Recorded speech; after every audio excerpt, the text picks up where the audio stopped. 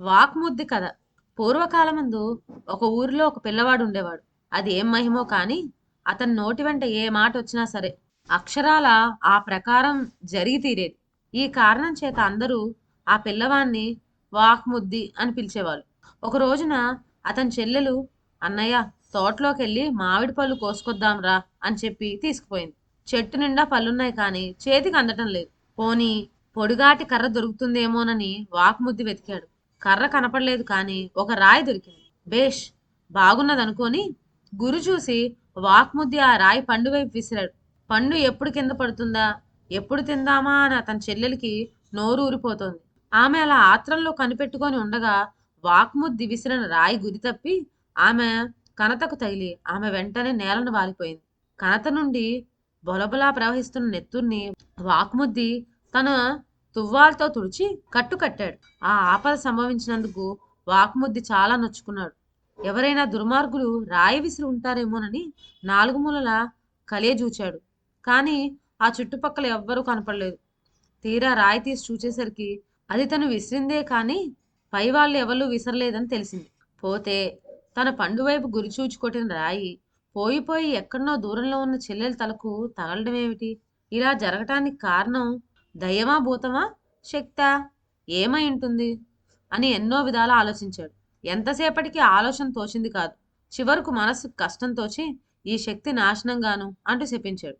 వాక్ముద్ది నోటి వెంట ఈ మాట వచ్చి రావడంతోనే నిజంగానే ప్రపంచంలో శక్తి నశించిపోయింది. ఇంతలో అతని చెల్లెలు కొంచెం తేరుకున్నది. ఆమెను ఓదార్చి మళ్ళీ రాయి తీసుకొని మామిడి పండు గురిచూసి కొట్టాడు. దెబ్బతో పండు టపీమని ఊడింది కానీ కింద పడలేదు. పండే కాదు, రాయి కింద పడలేదు. రెండూ కూడా ఆకాశ మార్గాన గాలి పటాల్లాగా ఎగిరిపోతున్నాయి. ఈ వింత చూచి వాక్ముద్దికి ఆశ్చర్యం కలిగింది. సరే, ఎంత దూరమని ఇవి ఇలా ఎగురుతాయి? ఎప్పటికైనా కింద పడకపోతాయా చూద్దాం అని అనుకొని అతను పండు వెంబడే పోసాగాడు. మామిడి పండు అతనికి అందకుండా మరీ ఎత్తుగా ఎగురుతున్నది. వాక్ముద్ది కూడా పండు వెంట పరిగెత్తుతూనే ఉన్నాడు. ఇంకా వస్తాడు, ఇంకా వస్తాడు అని చెప్పి అతని చెల్లెలు మామిడి తోటలో కనిపెట్టు కూర్చుంది. కానీ ఎంతసేపటికి అన్న రాకపోయేసరికి తను ఒక్కరితే ఇంటికి వెళ్ళిపోయింది. మామిడి పండు రాయి కీలుగుర్రాల్లాగా అంతంతకు పైకి ఎగిరిపోయి చివరకు మాయమైపోయినాయి. వాక్ముద్దికి అప్పటి వరకు వాటి వెంబడి తిరిగి తిరిగి చేసేది లేక పొద్దుకూకే వేళకు ఇల్లు చేరుకున్నాడు. అబ్బాయి కోసం ఆత్రంగా ఎదురు చూస్తుంది వాళ్ళమ్మ. వాక్ముద్ది కనపడగానే ఆపేక్షతో, ఎక్కడికి పోయినావురా నాయనా, ఇంత అలసిపోయావా అని బొజ్జగించి బడలిక తీరేందుకు స్నానానికి వేడినీళ్లు కాచింది. ఆమె చెంబుతో నీళ్లు ముంచి కుమార్ని తలపైన పోసింది కానీ ఒక్క చుక్క కూడా అతని తల మీద పడనేలేదు. ఆమె చెంబుతో ముంచుతున్న కొద్దీ కాగాలో నీళ్లు తరిగిపోతున్నాయి కానీ నీటి బొట్టు మాత్రం కొడుకు నెత్తి మీద పడలేదు. ఇదేమిటా విడ్డూరం అనుకొని చేరెడు నీళ్లు చేత్తో తీసి చమురు రాసినట్టుగా రాసి పోయి తుడుచుకోమన్నది వాళ్ళమ్మ. అలాగే చేసి గోడకు తగిలించి ఉన్న వాక్ముద్ది తువాల అందుకుందామని కాళ్ళు పైకి ఎత్తేసరికి గాల్లో తేలిపోయి ఇంటి బయట ఎగురుకుంటూ వచ్చాడు. ఈ చిత్రం చూచి వాక్ముద్ది చెల్లెలు తన నేస్తాల దగ్గరకు పరిగెత్తుకు వెళ్ళి, రండి రండి, మా అన్నయ్య తమాషాయన మొగ్గలు వేస్తున్నాడు, చూద్దురుగాని రండి అని చెప్పి పిలుచుకొచ్చింది. వాళ్ళందరూ ఉరుకులు వేసుకుంటూ వచ్చారు. మేడపైకి ఎగిరిపోయిన వాక్ముద్దిని చూచి వాళ్ళు నిర్ఘాంతపోయారు. ఇంతలో వాక్ముద్ది చెల్లెలు, అన్నయ్య, నువ్వు ఎలాగ మేడ మీదకి ఎక్కావు కదా, అక్కడ నా బంతి చిక్కుకుపోయింది, అది తీసి ఇలా పడివేయి అన్నది. చెల్లెల కోసమని బంతి వెతికి తీసి కింద పడవేయబోగా అది కింద పడక బుడగలాగా ఆకాశంలోనే తేలుతున్నది. కోపం కొద్దీ వాక్ముద్ది ఆ బంతిని ఒక్క తన్ను తన్నేసరికి కాలు జారిందో ఏమో, అతను డబేళ్ళ కింద పడ్డాడు. ఇది చూసి ఇంట్లో అందరూ గొల్లుమని గోల చేశారు. వెంటనే డాక్టర్ని రప్పించారు. డాక్టర్ ఇంజెక్షన్ చేద్దామని మందు ఎక్కించబోతే పిచికారి గొట్టంలోకి మందు ఎక్కలేదు. మరొక గొట్టం తీసి చూచాడు, అందులోకి ఎక్కలేదు. అలా ఎన్ని గొట్టాలు తెచ్చి ప్రయత్నించినా ఒక్క గొట్టంలో కూడా మందు మాత్రం ఎక్కటం లేదు. ఇటువంటి అసందర్భం ఆయనకి ఎన్నడూ అనుభవంలో లేదు. ఈ విధంగా కథ అడ్డం తిరగడం చూచి డాక్టర్కే ఆశ్చర్యం కలిగింది. చిన్నవాడు బతికే ఎత్తు లేదు కాబోలు అని తల్లిదండ్రులు కంగారు పడుతున్నారు. ఆ సమయంలో అక్కడ మూగిన కొంతమంది వాక్ముద్దికి దిష్టి తీశారు. కొంతమంది మంత్రించిన విభూతి బొట్టు పెట్టారు. అలా ఎవరికి తెలిసిన ప్రక్రియ వాళ్ళు చేసి చూచారు. ఏ తల్లి చేత చలవలనో కొంతసేపటికి వాక్ముద్ది తేరుకొని లేచాడు. అతను లేవగానే ఎవరి ఇళ్లకు వాళ్ళు వెళ్ళిపోయారు. మర్నాటి నుంచి వాక్ముద్ది వల్లనే అతని స్నేహితులు కూడా ఎత్తుకు ఎగిరి మొగ్గలు వేయటం ప్రారంభించారు. ఒకడు తాడి ఎత్తు, ఇంకొకరు 4 తాళ్ల ఎత్తు, మరొకడు 10 తాళ్ల ఎత్తు వరకు కూడా ఎగిరి కిందకి దిగి వచ్చారు. ఎలా ఎగరగలుగుతున్నారో వాళ్ళకే తెలియటం లేదు. ఇంకొక కుర్రాడు పైకి ఎగిరి మరి కనపడకుండా మాయమైపోయాడు. వాడు ఎక్కడికి పోయాడో తెలియనే లేదు. చాలా మంది భూమిపైన పాదం మోపకుండా ఇంచుమించు గాల్లోనే ఈదుతున్నారు. ఒకడు నీటి మీద నడిచాడు, ఇంకొకడు తలకిందులుగా నడిచిపోతున్నాడు. ఒకటేమిటి, ఎలా తలుచుకుంటే అలాగా ఎక్కడికి పడితే అక్కడికి వాళ్ళందరూ ఎగిరిపోతున్నారు. పిల్లలను చూచి పెద్దలు కూడా ఈ ఆకాశ ప్రయాణాలు ఆరంభించారు. మొగ్గలు వేయటం, గాల్లో ఎదటం.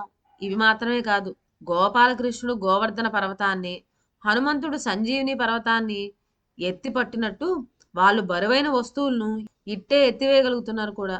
అయితే కొన్ని ఉపయోగమైన పనులు కూడా జరుగుతూ వచ్చాయి. వంకెలు అవసరం లేకుండా బట్టలు గోడలకు అంటుకొని ఉండటం, మోజాబల్లలు అక్కర్లేనంత ఎత్తుగా ఉంచిన పాత్రలు పడిపోకుండా ఉండటం, ఇటువంటివి. కానీ అంతటితో ఆగక అనర్థాలు కొన్ని కలగడంతో ప్రజలు జీవించడం కష్టమైపోయింది. అవేమిటంటారా? దాహంతో గిలగిల్లాడుతున్న వాళ్ళు గుక్కెడు నీళ్లు గొంతులో పోసుకుందామంటే పాత్రలో నీళ్లు ఊడిపడవు.